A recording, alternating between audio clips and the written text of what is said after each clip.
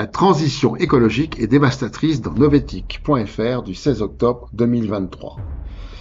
L'Indonésie dispose d'un quart des réserves mondiales de nickel et de cobalt selon l'US Geological Survey. Ces minerais sont indispensables pour la fabrication des batteries de voitures électriques. Selon une étude réalisée par l'association Mighty Earth, l'Indonésie a déjà perdu 76 301 hectares de forêt dans les concessions d'exploitation du nickel, soit l'équivalent de la superficie de la ville de New York. Plusieurs de ces concessions servent à approvisionner les grands groupes automobiles comme PSA, Tesla, Ford ou Audi, listés par Mighty Earth. La concession Weda Bay Nickel, exploitée par l'entreprise française Eramet et le groupe chinois Tsinghua, actionnaire majoritaire, a déforesté depuis sa mise en service plus de 1248 hectares, l'équivalent de 1700 terrains de foot. Mighty Earth pointe également du doigt la concession Bintang de la bande minérale, gérée par le groupe chinois Tsinghua. Celle-ci exploite des surfaces qui représentent un haut niveau de biodiversité sur 85% de la zone et a déjà perdu 2738 hectares de forêt. En outre, selon l'ONG High Carbon Stock Approach, 86% de la zone d'une étendue de 125 000 hectares industrialisée sur 45 000 hectares stocke du carbone à un haut niveau. L'Agence internationale de l'énergie estime que d'ici 2040, avec le boom des voitures électriques et des énergies renouvelables, le monde consommera 20 fois plus de nickel. L'eau en danger dans news.un.org du 12 octobre 2023. Selon un rapport de l'Organisation météorologique mondiale paru le 12 octobre 2023, les épisodes de sécheresse et de précipitations extrêmes se soldent par un lourd bilan humain et économique. Actuellement, plus de 3,6 milliards de personnes ont un accès insuffisant à l'eau, au moins pour un mois par an. Elle devrait être plus de 5 milliards d'ici 2050 selon l'ONU Eau. Partout, l'enneigement a été inférieur à la normale, sauf une partie de la région sud-américaine. Dans ce contexte, les glaciers alpins européens n'ont jamais autant reculé que l'année dernière. En 2022, la couverture neigeuse des Alpes, essentielle pour l'alimentation des grands fleuves comme le Rhin, le Danube, le Rhône et le Pô, est restée très inférieure à la moyenne. Les Alpes européennes ont connu une perte de masse glaciaire sans précédent. Selon Thalas, les glaciers et la couverture glaciaire reculent sous nos yeux. La hausse des températures a accéléré mais aussi perturbé le cycle de l'eau. Notre atmosphère plus chaude contient plus d'humidité. Selon un rapport, plus de la moitié des réseaux hydrographiques mondiaux ont fait face à des conditions anormales. Plus de 60% des principaux réservoirs d'eau ont enregistré des apports inférieurs ou égaux à la normale, ce qui constitue un défi pour l'approvisionnement en eau de tous les utilisateurs dans un climat de plus en plus variable. Climat. Le responsable, c'est nous, dans theconversation.com du 18 septembre 2023. Pour préserver leurs intérêts, les industries polluantes utilisent deux types de méthodes. 1. Elles discréditent les enjeux écologiques, attribuant la contestation à quelques marginaux agités et peu sérieux. Rappelons-nous des actions menées par les compagnies pétrolières et gazières contre les politiques climatiques. À Seattle, aux États-Unis par exemple, les lobbyistes ont été embauchés pour torpiller des politiques pro-environnementales adoptées par la ville et des influenceurs. Instagram ont été payés pour faire la promotion du gaz. Ces industriels tentent de faire la démonstration que leurs activités polluantes sont compatibles avec la gestion de la crise climatique et environnementale, le greenwashing.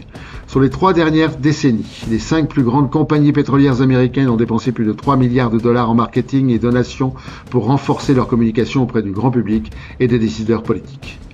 Ces industries font porter la responsabilité des causes et des conséquences du changement climatique au niveau individuel. Ainsi, elles et leurs alliés politiques préservent leurs pratiques de production, de consommation et d'exploitation des énergies fossiles. Par exemple, la création de l'empreinte carbone née d'une campagne de communication du géant British Petroleum, Beyond Petroleum, au début des années 2000. Il s'est agi en l'occurrence de mesurer les impacts de la consommation individuelle sur les émissions de gaz à effet de serre, se dédouanant ainsi de ses propres émissions.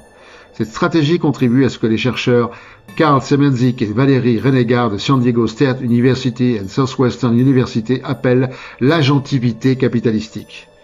ExxonMobil et Total utilisent également les mêmes stratégies. D'une manière générale, le greenwashing permet aux compagnies pétrolières de renverser leur rôle et de se poser en véritables sauveurs environnementaux par leurs investissements dans la restauration des côtes, ainsi que par la promotion d'une industrie éco-responsable et ancrée dans la communauté.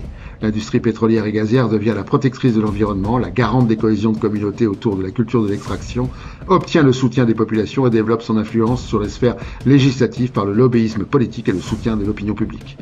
Ainsi, rien d'étonnant d'entendre Emmanuel Macron demander aux élèves de planter des arbres. Il inverse la responsabilité de la lutte contre les changements climatiques et favorise l'inertie politique dans l'intérêt des industries.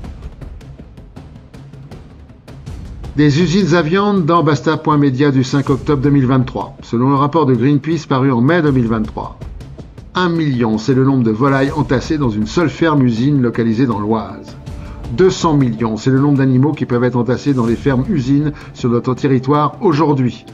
3010, c'est le nombre de fermes-usines sur les territoires français. En bref, 60% des animaux sont concentrés dans 3% des fermes d'élevage en France. 70% de ces exploitations sont situées en Bretagne et Pays de Loire. Résultat, 3 départements, Finistère, Côte-d'Armor, Morbihan, émettent plus d'ammoniac que tous les départements français cumulés. Malbouffe et supermarché dans monsieurmondialisation.org du 14 octobre 2023. Une récente étude publiée dans la revue médicale et scientifique BMC, l'Institut de santé belge Sciences Anno, dénonce l'offre excédentaire d'aliments malsains proposée par les 5 plus grandes chaînes de supermarchés implantées en Belgique. Colruyt, Delhaize, Aldi, Lidl, Carrefour. Un échantillon de 55 supermarchés répartis dans 16 communes flamandes a été sélectionné en 2022. La grande majorité des magasins, 64%, se situent dans les zones socio-économiques les plus défavorisées. Résultat, pour 10 mètres de longueur de rayon d'aliments malsains, il y a 3,6 mètres d'aliments sains.